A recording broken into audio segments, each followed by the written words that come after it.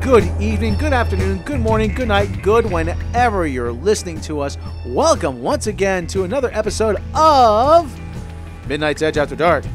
I am, of course, your narrator supreme, Mr. Robb Robot Shlomo, coming to you from Shabby Road Studios in the heart of the Elm City, home of apparently the best city for singles in America, even though I am currently single and I call BS on that. So ladies, it's time to win a date with Shlomo. No, wait, but that's another podcast, isn't it, Tom? It is almost Christmas. We could be nice. That might be a Patreon extra, you know. Yeah. Well, anyway, with us, as always, is Mr. Tom Connors. You cannot win a date with him, sadly enough. You could. Why are you like singling me out here? I'm single. Because Tom only has eyes for me. No, that's you know, he doesn't swing that way. So Derulio's not in town. So anyway, we've got a big show for you, and like I said, Derulio is not in town, so everybody's pheromone levels are in check. There's a little Orville joke there. So we'd like to first thank Ren over from Ren Rants for joining us on the Trek log this week. That is up. You can enjoy that. We had a great time recording with her, and go check her out, and go check out her channel over on YouTube, Ren Rants, and she does a lot of really good stuff. And please, by all means, enjoy her channel, subscribe, and throw a little love her way. Again, we'd like to thank her for coming, and we're gonna have her back real soon. Wouldn't you say, Tom? Yeah, she's got the most extensive Trek knowledge outside of like you. And maybe Andre, like that I've met, and besides people who are actually connected in some way to Star Trek, which, I've met a few, but not many, and it's like, I can't speak for too many more people than that. Yes. So like I said, she was absolutely delightful, and we're going to have her back real soon. But anyway, we have a show for you today. We have a show. Is it a good show? We hope it's a good show. It's a show. It's a show. Well, yeah. Well, that remains. History will be our judge. So, Tom, speaking of history, why don't you take us through the box office for this past weekend? Oh, yes. It almost seems like a repeat of last week again, but there is a little bit of change. Coco took the top spot one more time, bringing in $18.4 million. Justice League held on at number 2, bringing in another $9.6 million to its paltry sum, bringing it to $212 million. Needless to say that that's probably not going to make a whole lot more than that at this point. Not good. And we discussed that quite a bit on our upcoming roundtable for the main channel about Justice League. Sticking in at number 3 still is Wonder from Lionsgate, which will come up in the roundup later. $8.4 million. The Lionsgate will, not Wonder.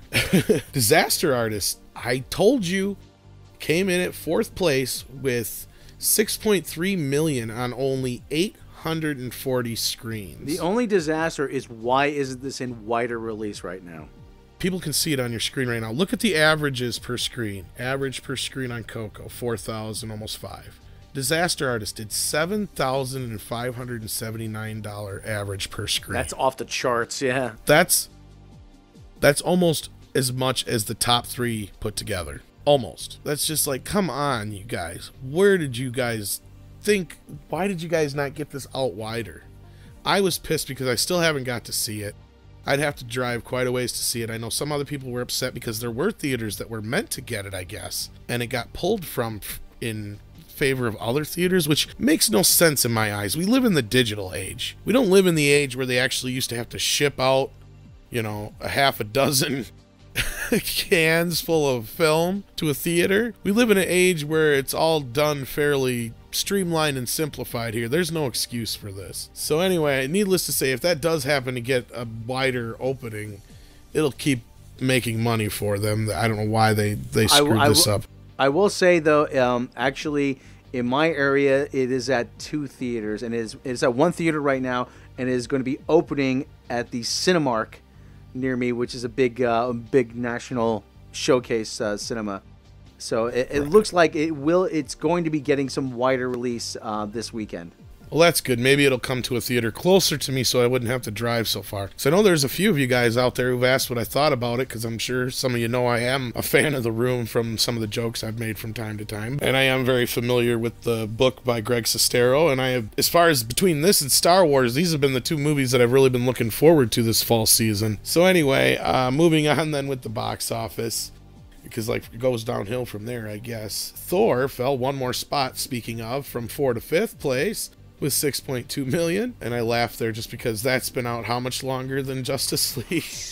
And it's making almost the same amount. That's insane. Oh, just to point out, Thor Ragnarok did pass the 300 million mark domestically as well. Daddy's Home 2 came in at 6th place, dropping down one spot at 5.9 million. Murder on the Orient Express came in at 7th place, dropping down one spot. The Star jumped up one spot from 9th place to 8th place with 3.7 million. Lady Bird dropped from 8th to 9th, swapping basically with the Star with 3.4 million. And then coming in at number 10, just got started at 10th place with 3.2 million in its first weekend.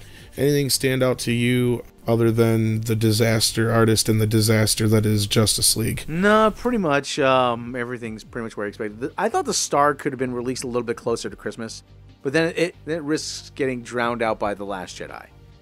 It did take one step up. Yeah. So it is a Christmas-oriented movie. Kind of reminds me of the old cartoon When the Night the Animals Talked. For those who might remember that, or it was a staple on Christmas viewing, and then it just disappeared. And you could find it on YouTube, but it kind of has that similar kind of vibe. You know, the story of the birth of Jesus from the animal's perspective. So everything is pretty much where I expected it to be. Well, and I called it when it came to disaster artists, and hopefully you're right about that getting a lot more theaters this weekend, because I really want to see it, and I'm sure there's a lot of people who do. Spider-Man had a new trailer drop yesterday. It wasn't a live-action Spider-Man, no, it was that animated Spider-Man that they've been talking about for a while now. Spider-Man does whatever. Okay, that's all I can say now. Yeah, we don't want to pay Vienna Vista any money, or Disney or whoever. Sony's animated Spider-Man feature called Spider-Man Into the Spider-Verse. I seen the trailer. You seen the trailer? Yeah, we're having difficulty putting this into words. The ambivalence we feel is just overwhelming. Well, and I gotta say this right up front.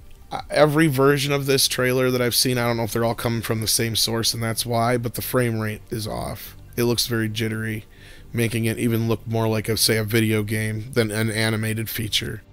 And then there's the whole Spider-Verse thing. Now, Rob, are you familiar with the comic books that they probably going to be hearkening to in this film? The Scarlet Spider, Spider-Man 2099, the Spider-Verse team-up, Spider-Woman.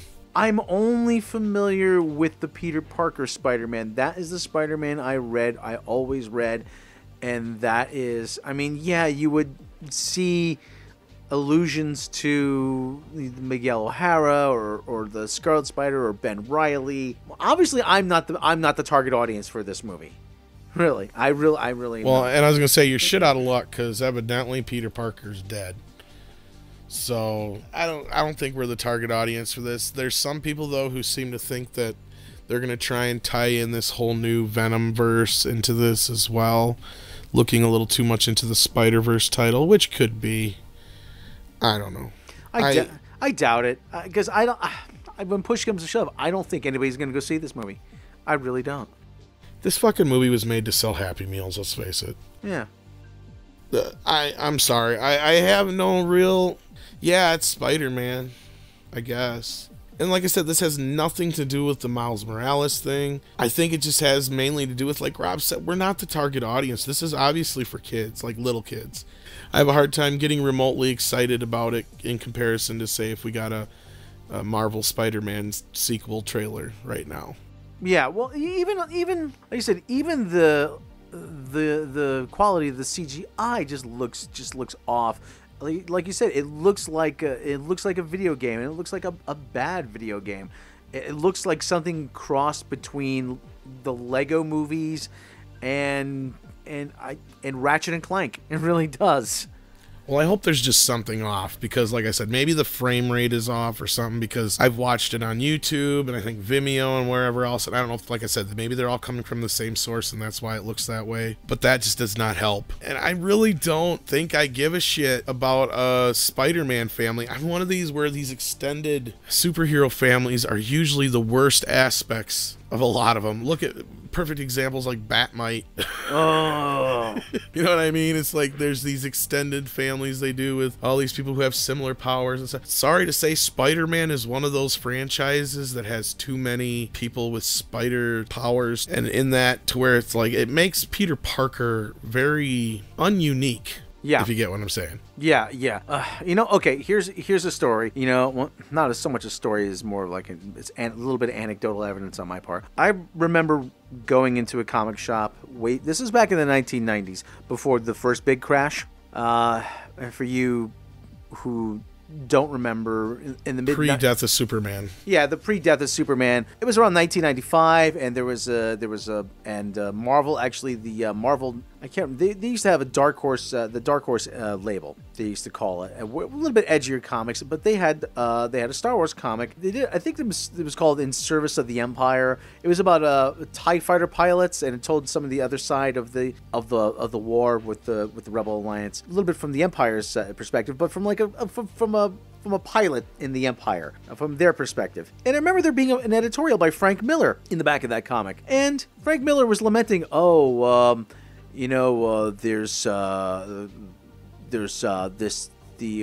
comics industry is gonna crash. We don't know what to do. There's not, and he was lamenting, going on and on and on about how the comics industry needed to turn himself around. But I remember going into the shop, and and this is especially true now. You take a look at the shelf. 6 Spider-Man books, 8 X-Men books, 5 Superman books, 6 Batman books, even 4 Deadpool books. I'm like, do we need 6 different Spider-Man characters? Really? There's only so much of this dollar to go around, and this goes for even so much of the movies. This is why, like I said, Justice League tanks, because nobody wants to spend money on that. They would rather take their money and go see something else. It's not so much market saturation, but at some point, you have to make a decision. What am I going to spend my money on? And really, how many Spider-Men do you need? I'm trying to get my head around it, and at the same time, like you said, it's not made for us, so why? It's tough to really say something negative about it. Well, the negative thing I could say is it's unnecessary, really. And I'm thinking that they're gonna use that. Sony wants to use this to grease the tracks to get people used to the idea of Spider-Man movies without Peter Parker. Well, and that's just it, and that's where a lot of people are like, well, this is obviously just a ploy to create an alternate Spider-Verse for them to cram Venom in and Black and Silver, or Silver and Black, however you want to put it. And I don't know if I believe that or not. I'm just trying to... All right, well, you know what? We spent enough time on this. I think so. So anyway, what else we got in the news? Well, it seems like Disney is one step closer to getting their hands on 21st Century Fox. Excellent. Comcast has bowed out of the race, so evidently there's nobody between Disney and Fox. Really, it's a one horse race, pretty much, right? Verizon might still be in, but according to the statement released by Comcast, when a set of assets like Fox's become available, it is our responsibility to evaluate if there's a strategic fit that could benefit our company and shareholders. In other words, they weren't going to get the Marvel properties, probably. Yeah. According to the report from Deadline Hollywood, Sony and Verizon are still showing interest. But as we've been saying for the last week or so, I think we keep hearing rumors now I heard a rumor today that we're even going to hear before Christmas the deal's done. I don't doubt it. This is just, like we've said before, formalities, crossing T's, dotting I's. Disney was always the front runner to begin with. They wanted it that bad. So there's no sense really spending too much time on it. There hasn't been any word that I know of yet as far as the Department of Justice having any issues with this, though it may seem a little fishy. We're not going to get into a lot of that kind of stuff. So there's still that kind of a thing that might come up as well. You never know. And there's also a little bit of talk about the whole Fantastic Four and what rights Constantine Films still holds on the Fantastic Four and how that may affect this situation. And we don't think that's going to be nearly as big of a problem as some other people do. The way we were talking about this before we started recording the show is that basically it's going to come down to this. I mean, from what we've read, Fox has a deal with Constantine. Constantine makes the Fantastic Four films. Fox distributes them. Now, if Disney buys Fox, we're of the minds that Bob Iger goes to Constantine Films and says, look, here's how this is going to work. You can make Fantastic Four films for us, but we have creative control, or you can try to make them on your own, and then just we're not going to release them. And then eventually, you're going to be stuck with a property you're not going to make any money on. Exactly. So, like, either way you do this, Constantine Films is going to want to play ball with whoever. And looking through it, looked like they were trying to liquidate the asset clear back a year ago already as it was. So this is nothing new or exciting to really talk about here. Like I said, it's just basically the same old shit. I don't see Disney having a big problem sorting this out. No. Like I said, it's just a matter of crossing T's and dotting I's at this point. So. All right, so there's no real sense in dwelling on that too much, as we said. It would probably normally be a roundup story, but since it's kind of big news, we figured we'd throw it up front. But speaking of the roundup, well, buckaroos, time to saddle up that horse and head out at the barn for a roundup. Ladies and gentlemen, for the roundup. I did not see Creed. Did you see Creed? Yeah, and I actually enjoyed it. Oh, well, a lot of people saw Creed and they enjoyed it. Well, Creed 2 has landed its director in Stephen Caple Jr., and Sylvester Stallone is going to sit this one out. This comes from Collider. Though Sylvester Stallone was previously reported as being on board to direct MGM Warner Brothers' Creed 2, we now have word that Stephen Caple Jr., I'm hoping I'm pronouncing that right, he directed The Land, will be handling those duties. Stallone, who won a Golden Globe and earned an Oscar nomination for his role as Rocky Balboa, in Ryan Coogler's Creed, will return to star alongside Adonis Johnson, played by Michael B. Jordan. Caple will direct from a script by Stallone and Cheo Hodari Coker. And if you don't recognize that name, he worked on Luke Cage. And I'm sure you just murdered his name, and we apologize. And I'm sure that you're going to have detectives knocking on your door because the crime scene was horrific. Yes, among other things. Caple Jr. apparently was handpicked by both Stallone and Jordan following the original Rockies discussion with studio execs and his ultimate decision not to return to the director's chair. I will try to get around to watching Creed. I think it's on Netflix. I'll see if I can get around to watching that this weekend. It stayed true to the whole Rocky kind of vibe and picks up pretty much where Rocky Balboa left off. I don't know if you've seen the 6th film or not, but actually I have not. So yeah, it's one of those things. And that's actually pretty good as well. Yeah. It's okay. Sorry, Sly. Speaking of people with bad pronunciation, I was gonna say unintelligible creatures. Unintelligible creatures. Detective Pikachu gets a summer release date. Pikachu! Gesundheit. Thank you. Universal Pictures has pegged May 10th, 2019 release date for Legendary Entertainment's Detective Pikachu, based on the popular Pokemon. This comes to us from Deadline. The first live-action film based on the franchise is starring Ryan Reynolds, Justice Smith from Jurassic World: The Fallen Kingdom, and Catherine Newton from Big Little Lies, and Rob Letterman is directing.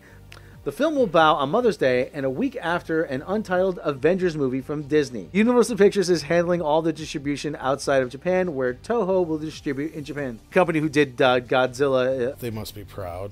Toho Entertainment. If you're a fan of anime, you'll recognize that, Toho. Oh, this is going to be big over there. Oh, yeah. We're big in Japan, as they always say. We were talking about a little bit of Lionsgate. We referenced Lionsgate earlier.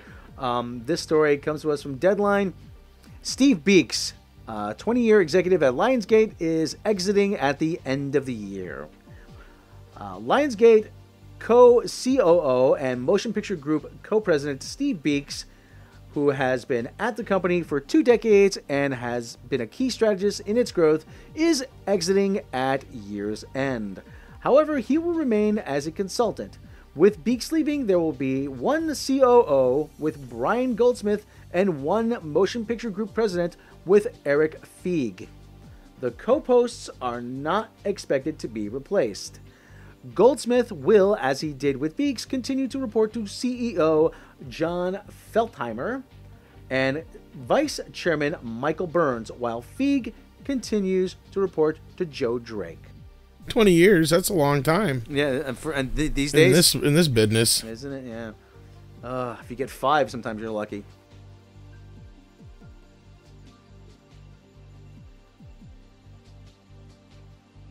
And here's some more news, and that's a horrible Walter Cronkite.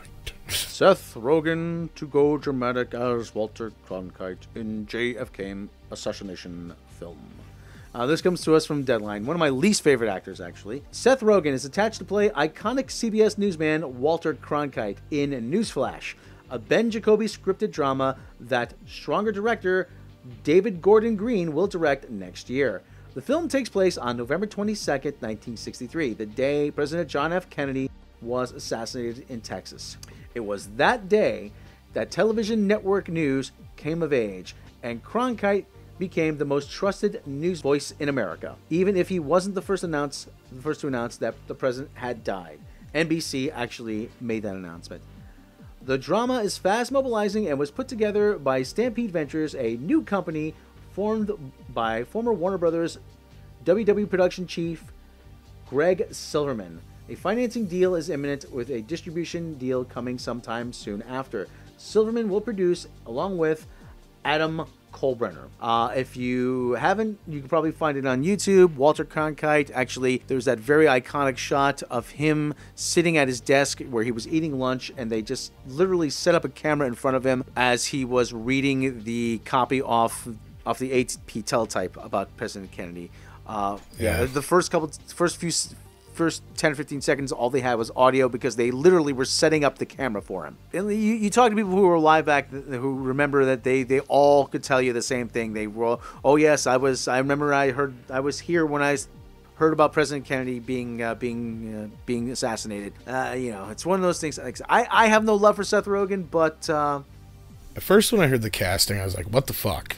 And then I kind of thought about it for a little bit, and I'm like thinking about his voice, and I'm thinking about Cronkite's voice, and I'm thinking about how Cronkite looks, and I can see where they're going with this. So I'm interested to see how it goes. And I've heard he's really good in The Disaster Artist, so... Yeah, if you can forget that he's Seth Rogen, that's the problem. Every single movie... That's going to be the tough part. Every single movie he's in, he plays one character, Seth Rogen. So, if you can get people past that, if he can show he has more range, then this could work. All right. So I think that was all you had, right? That's all I had for the roundup. Bit of a, I wouldn't call it a lean roundup, but it's got some good stories in there. Typical. Well, I'm sure we'll have more come Wednesday. So we never like to end the show on a down note. We always like to end on an up note. The assassination of JFK, that's always a bit of a down note. So actually, we like to wish... I don't know how it always happens to us. We always seem to find some deep, dark place to go. I know. Don't we? We always follow that rabbit hole down. So anyways, we like to observe a few birthdays. Actress Terry Garr from Close Encounters of the Third Kind. And she was actually a frequent guest on Late Night with David Letterman. She was born this day. Happy birthday to her. Actress Nikki Benz from Pain and Gain. Not a whole lot of birthdays going on this day. Nikki Sixx, rocker Nikki Sixx from Motley Crue. He was also born this day. Actually, my brother was born this day as well. So happy birthday to Rob's brother. Yes, one of the few ones who doesn't annoy me. Yes. Most popular birthday, born on December